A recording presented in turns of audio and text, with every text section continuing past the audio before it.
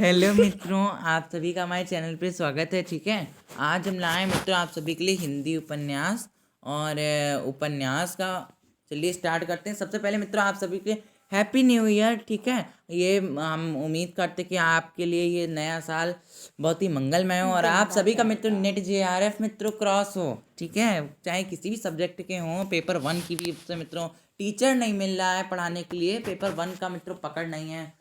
ठीक है, मेरी उस सब्जेक्ट पे उतनी, लेकिन हिंदी पे है। तो चलिए स्टार्ट करते हैं, लेकिन आपके लिए जल्दी ही क्लास आएंगी वो वाली भी, पेपर 1 की भी मित्रों। मुश्किल से हमारे पास बहुत ही कम समय बचा है, ओनली 40 दिन का बचा है। 40 दिन में हमें मित्रों सारा ये कंप्लीट करना है, उपन्यास, भक्तिकाल और हाँ मित्रों भक्तिकाल, निर्गुण काव्य हमने मित्रों कंप्लीट करा दिया है। तो मित्रों ये जो थ्योरी लिखी है हम इस सभी को हम शॉर्ट में समझा देते हैं, वरना मित्रों इतनी सारी आप कैसे बेमतलब में, हम भी आपका टाइम ज़्यादा नहीं लेना चाहेंगे। तो स्टार्ट करते हैं। उपन्यास का उद्भव मित्र यूरोप में हुआ था। पहला मौलिक उपन्यास परीक्षा गुरु है, 19वीं शताब्दी के अंतिम चरण में हुआ था। ठीक, इतनी ये 4 लाइनों का मित्रों मैंने आपको सारांश 1 मिनट में समझा दिया है, सेकंड में बल्कि। तो मित्रों अब आते हैं देवरानी जेठानी की कहानी। पंडित गौरी दत्त के द्वारा मित्रों लिखी गई है। 1817 में मित्रों प्रकाशित है। प्रथम उपन्यास का श्रेय दिया जाता है। और मित्रों प्रथम उपन्यास होना, मौलिक उपन्यास होना और आंचलिक उपन्यास होने में मित्रों अंतर है। पहला मौलिक उपन्यास है परीक्षा गुरु, लेकिन पहला उपन्यास मित्रों श्रेय दिया जाता है देवरानी जेठानी की कहानी को। ठीक है, उपन्यास के प्रमुख पात्र कौन कौन से हैं मित्रों? उपन्यास के प्रमुख पात्र हैं सर्वसुख, छोटे लाल, छोटी बहू, दौलत राम जेठानी। ठीक है, ये हैं। ये उपन्यास का प्रमुख पात्र है तथा मेरठ का एक प्रसिद्ध बनिया है। अब मित्रों कुछ भी आ सकता है इसमें प्रश्न। प्रसिद्ध बनिया कौन था मेरठ का? सर्वसुख। ठीक है, जो समय समय पर उपन्यास की कथा को बढ़ाने में महत्वपूर्ण भूमिका निभाता है। छोटे लाल उपन्यास का मुख्य तथा सर्वसुख का छोटा बेटा है। ठीक है, छोटी बहू देवरानी यानी कि छोटे लाल की पत्नी तथा उपन्यास की प्रमुख पात्र जो पढ़ी लिखी होने के साथ साथ समझदार भी है। यह उपन्यास में जगह जगह अपनी समझदारी का परिचय देती है।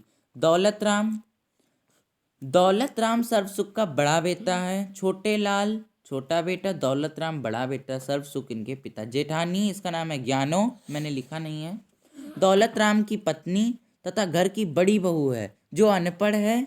वह सदैव अपनी सास तथा देवरानी की बुराई यानी कि आलोचना करती रहती है। ये मित्र एक कहानी है, देखा जाए उपन्यास सुन के बहुत मित्र घबरा जाते हैं। इनके अतिरिक्त पार्वती तथा सुखदेई और पार्वती मित्रों सर्वसुख की बेटी हैं दोनों। जेठानी नन्हे मोहन आदि पात्र भी उपन्यास को ठीक है इस तरीके से रोचक बनाते हैं, आगे बढ़ाते हैं। चलिए अब समीक्षा करते हैं कहानी की। ठीक है, इसमें हम आपको देखिए इतनी सारी थ्योरी, फिलहाल मित्रों आपको तो पढ़नी पड़ेगी, लेकिन मुझे पता है तो हम आपको ज़रूर बता देंगे। ठीक है, शॉर्ट में बताते हैं। चलिए बात कर लेते हैं, पात्र से ही हम स्टार्ट करेंगे। सर्वसुख जो कि प्रसिद्ध बनिया अभी बताया। देखिए छोटी बहू जो इसमें देवरानी होती है, वो क्या कहते हैं यहाँ पे पढ़ी लिखी भी है और समझदार भी है। ठीक है, और बड़ी बहू जो होती है यहाँ पे जो बड़ी बहू होती है वो अनपढ़ है। दोनों डिफरेंस अभी बता देते हैं। ठीक है, और इसमें क्या कहते हैं जो इनके यहाँ आपको थोड़ी सी जब बता देते हैं, फिर भी एकदम से शॉर्ट नहीं करना। ठीक है, ये सब तो देखिए पढ़ना आपको पड़ेगा, लेकिन हम इसमें बता देते हैं। ठीक है, यहाँ से स्टार्ट करते हैं। ये सब देखिए वही है। ठीक है, बाल विवाह का प्रचलन था तत्कालीन समय में। छोटे लाल उसकी बहू, ठीक है, पुत्रों का बाल विवाह ना कराकर उन्होंने नहीं कराया। उनके पास मतलब बहुत आते रहे, रिश्ते आते रहे, मतलब कि ठीक है सगाई के लिए, लेकिन उन्होंने नहीं कराई। ये उनकी देखिए नई सोच, समझिए उस समाज में कितना कठिन होगा निर्णय लेना। सभी लोग कहते होंगे कि शादी कराओ शादी कराओ, ठीक है, कुछ इस तरह से। ठीक है, वो देखिए विपरीत गए समाज के, और उन्होंने निर्णय लिया कि अभी नहीं कराएंगे। उसमें मित्रों विधवा विवाह का प्रचलन भी नहीं था। ठीक है, जैसे अब आज के ज़माने में मित्रों लोग विधवा हो जाते हैं, बाद में विवाह कर लेते हैं, तब ये नहीं था। यदि किसी स्त्री का पति अल्पायु में स्वर्ग सिधार जाए तो उसकी पत्नी का पुनर्विवाह का कोई अधिकार नहीं था। छोटे लाल की बहू की मामा की बेटी 9 वर्ष की थी। उसने अब तक समझ लीजिए मित्रों जीवन ईवन कुछ नहीं देखा था, जीवन यापन कैसे करते हैं, क्या कमाना खाना क्या है। तब उसका समझ लीजिए पति स्वर्ग सुधार गया था। ठीक है, ठीक है सिधार गया था। ठीक है, और 10 वर्ष की अवस्था हो गई थी, और तब समझ लीजिए कितना, समझ लीजिए तब के ज़माने में मित्रों जीवन यापन करना कठिन होगा, बिना पति के आज के ज़माने में होना कठिन है।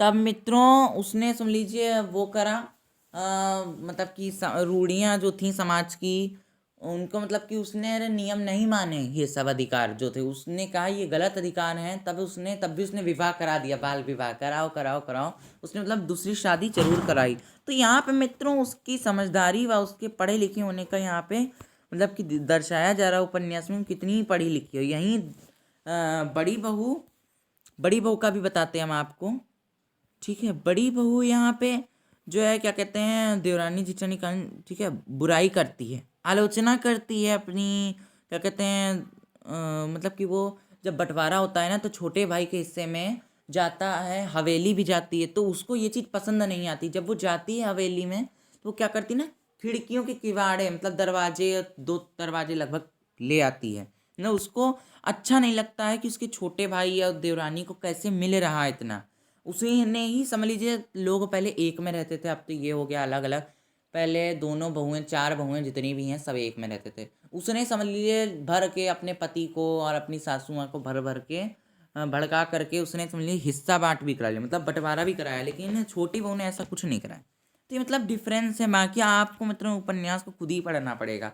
ये तो मैंने मित्रों आप सभी को तब भी पढ़कर मैंने आपको सारांश में बता दिया क्या था, मतलब कि दोनों बहुओं में डिफरेंस, कौन छोटा भाई बड़ा भाई कौन था। दौलत राम बड़ा भाई था, ठीक है। छोटे लाल छोटा बेटा था, सर्वसुख उनके पिता थे। दौलत राम की पत्नी ज्ञानो थी, जेठानी यानी कि, ठीक है।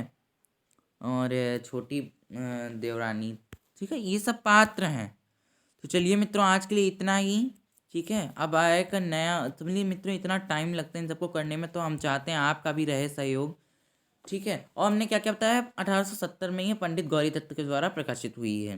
परीक्षा गुरु पहला उपन्यास है, ठीक है। यूरोप में हुआ था उपन्यास का उद्भव 19वीं शताब्दी के अंतिम चरण। तो मित्रों आज के लिए इतना ही, बाकी नई उमंग के साथ एक नए वीडियो में मिलते हैं, ठीक है। तब तक के लिए जय हिंद जय भारत। और मित्रों 40 दिन का ही मुश्किल से समय बचा है, और आप सभी लोग कोशिश करें कि अपने आप से भी प्रयास करें, बाकी हम तो करा ही रहे हैं सहारा। तो चलिए मित्रों अब आज के लिए इतना ही। और मित्रों हाँ, नोट जरूर करते चलें, जो भी मेन मेन पॉइंट है। हम ये नहीं करें आप मेरा सारा नोट करें, जैसे इसके ये कर लिए, जैसे 4 लाइन मैंने लिखी तो आप इसका पॉइंट बनाकर 3 पॉइंट बना लिए, ठीक है। और उपन्यास के प्रमुख पात्र हर उपन्यास मित्रों का नहीं। तो चलिए ठीक है आज के लिए मित्रों इतना ही। तब तक जय हिंद जय भारत। मिलते हैं एक आपको नई वीडियो में नई उमंग के साथ। तब तक के लिए बाय बाय मित्रों।